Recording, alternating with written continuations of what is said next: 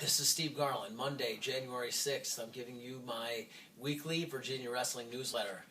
First of all, it's good to be back. We haven't done one of these in a while, and it's been a very fast holiday break, and then right into double sessions into training and into the Southern Scuffle. So last we spoke, I kind of gave you guys a recap of what I thought we had learned from first semester, and the second semester got started off well. I mean, sixth place at the Southern Scuffle, which I don't think any coach would argue with, is the toughest Division I wrestling tournament in the country this year. I mean, it was insane. You had guys that were the number one ranked guys in America not placing. You had top 10 guys being knocked out of the tournament left and right. You had returning All-Americans being beaten by unseeded guys. You had, it just was, you had sort of, I hate even to use this word backup, but you had guys fighting for starting spots on other teams that were beating nationally ranked guys. I mean, that's how frigging tough this tournament was. And it was a bloodbath. And I'm really happy to say we got out of there what I thought solid performances, and what not everything we wanted, but certainly good stuff happened, much more good than bad. And we got out of there relatively healthy. We're a little banged up, but for the most part, I think it's okay. I think we're going to be okay. And so that's always a good thing. You walk out of a tournament like that where some of our guys had 7 matches. I mean, you're just hoping they have an arm left by that point. And so I'm happy to say I think it was a really good thing. And, thank you to everybody who's been posting on Facebook and all those responses. I just am overwhelmed when I click on it and I see 110 comments, or I see how many 200 likes, all because of what happened at an event, and especially how personal they are. And a lot of you guys I know well, and you know us well, so it's just really neat to see. And that's kind of the new thing with Virginia Wrestling, is you guys, the fans. So thank you so much.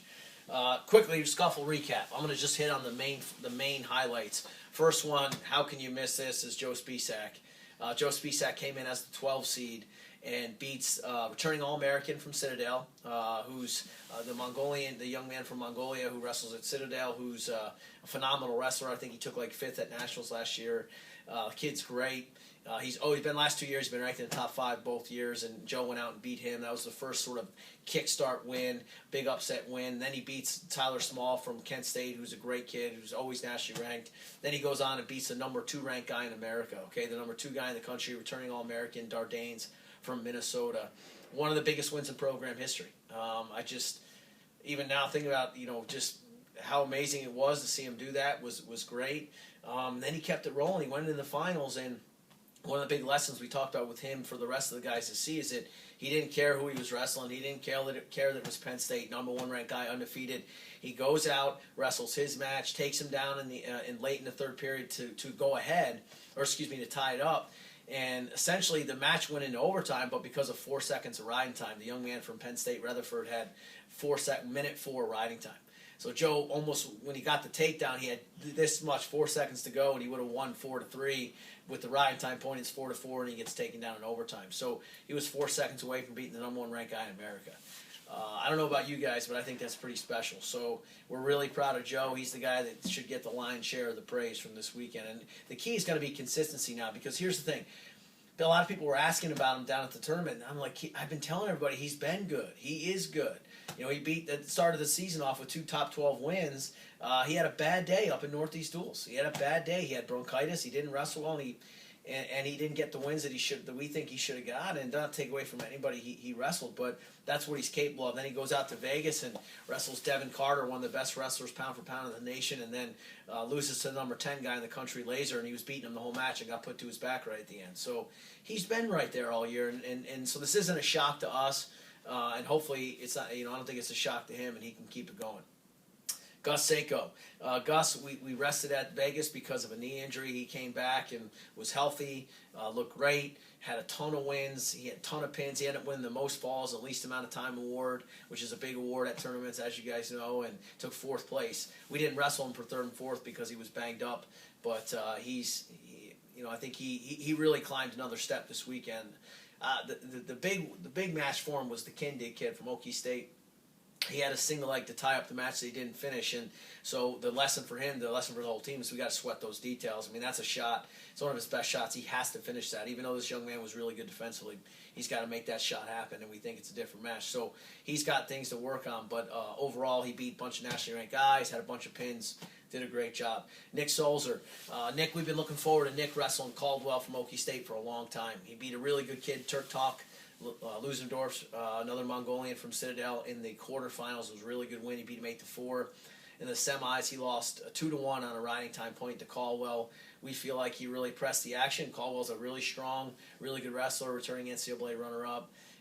Great kid, a kid who's very defensive and a kid who's very strong and just tried to slow Nick down, and it frustrated Nick a little bit, and so it was really good for Nick to feel that. So when we wrestle him again, if everything goes to plan, we wrestle him again. Now we know what to do. And so Nick, again, the lessons I keep talking about, the lesson from Nick that I wanted the guys to get was the rebound. The old Nick Solzer would have pouted, would have sulked, he would have been inconsolable.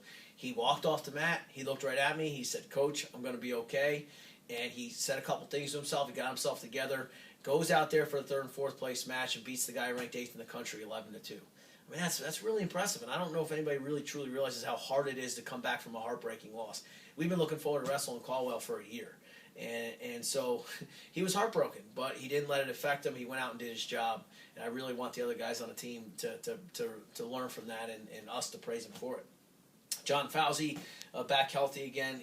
He placed at, again, the grind of a tournament that it is. I mean, geez Louise, I don't know how many matches he had, but it was a lot.